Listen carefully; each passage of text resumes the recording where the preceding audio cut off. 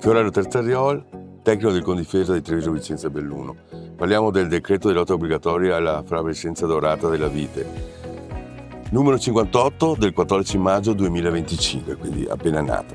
Riporta l'obbligo dell'estirpo, ovviamente, di quando abbiamo piante sintomatiche, questa è la cosa principale da seguire, 2 trattamenti obbligatori nel convenzionale come insetticidi, 3 trattamenti obbligatori nel biologico.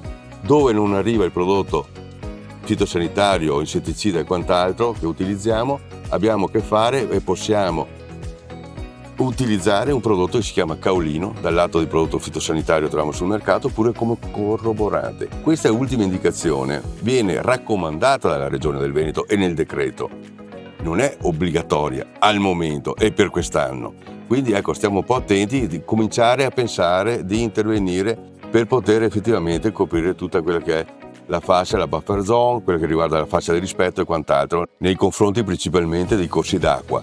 Importante però è di seguire puntualmente i bollettini che saranno emanati da noi come Condifesa e naturalmente anche dalla Regione del Veneto, perché vi accompagneranno per ottenere risultati migliori per far fronte a questa che è una malattia veramente grave, che ormai da 10 anni purtroppo ci accompagna.